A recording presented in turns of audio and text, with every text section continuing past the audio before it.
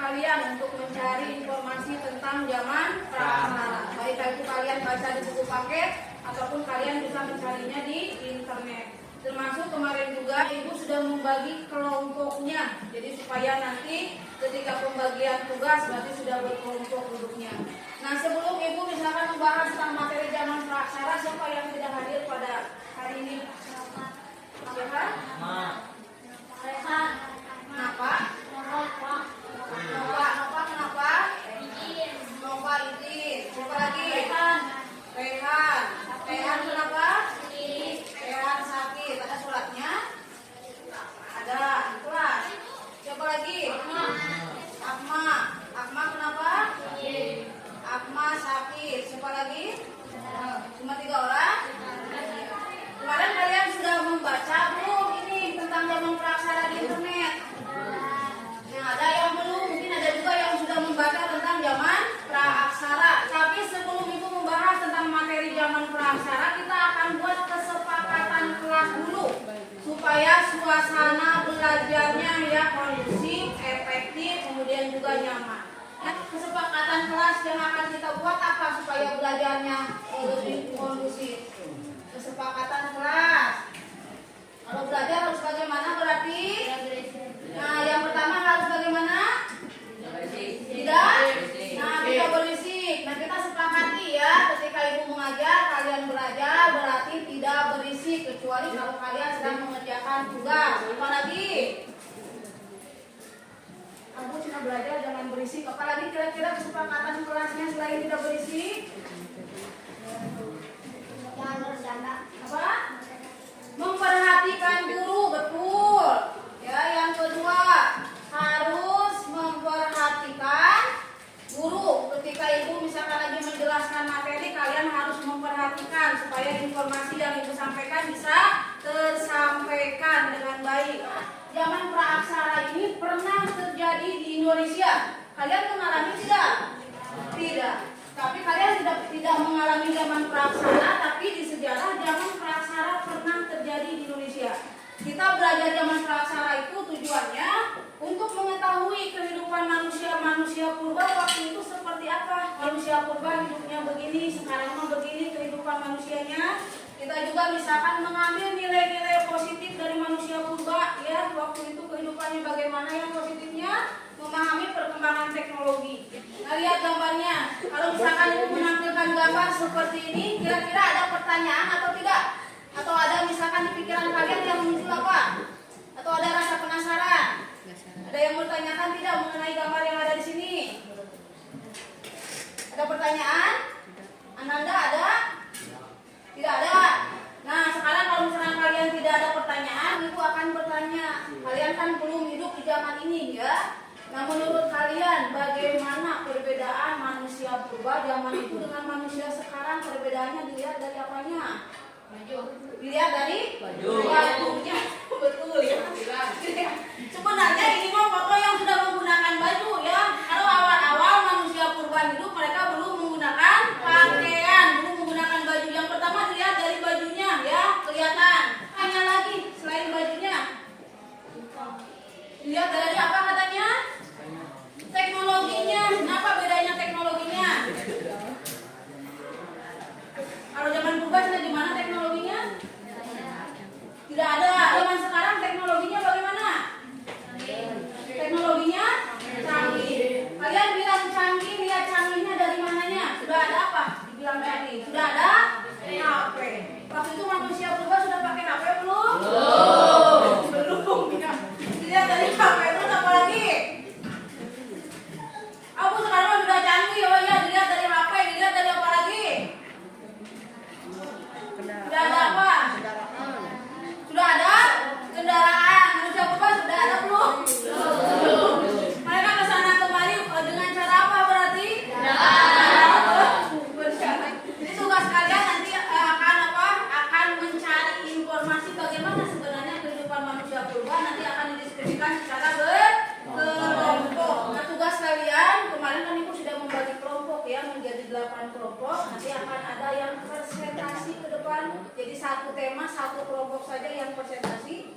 Jadi ada masa berburu dan mengumpulkan makanan yang awal, masa berburu dan bersamaan sama perundagian. Kan boleh duduknya berkelompok, diputarkan saja ini 4 kursinya.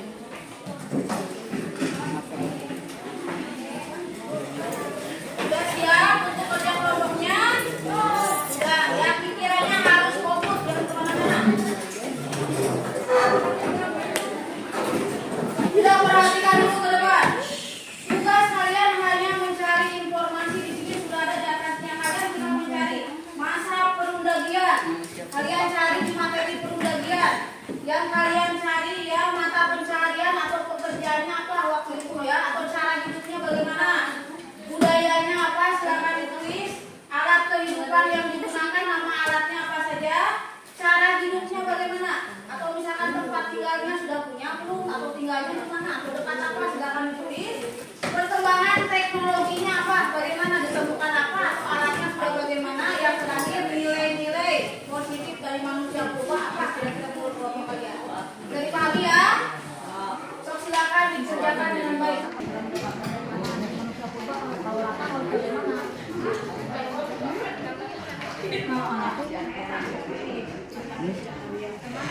Yang tuliskan nilai-nilai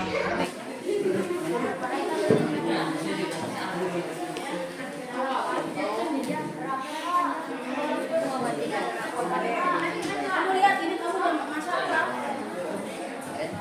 Perundagian yang dicari masa perundagiannya. Sudah siap, berdiri menghadapnya ke sini semua, yang ditarik berikin dulu, semuanya mengikuti yang ada di video ini ya. 1, 2, 3.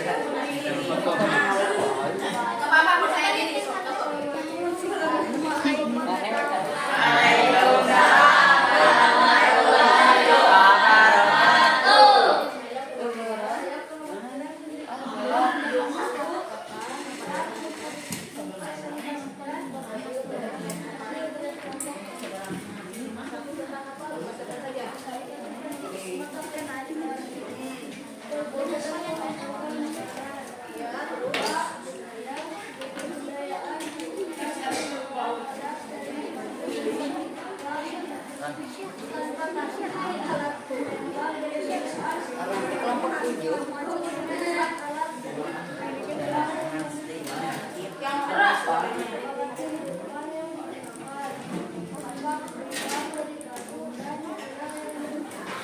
Diidentifikasi ya, yang ini terakhir kali terakhir ya. Ini tinggal diambil, ini tempelkan kira-kira posisinya ada di mana ya. Posisinya ada di mana menurut kalian, ada di mana posisinya? Boleh. Nah, tuh, briefingnya. enggak segitu.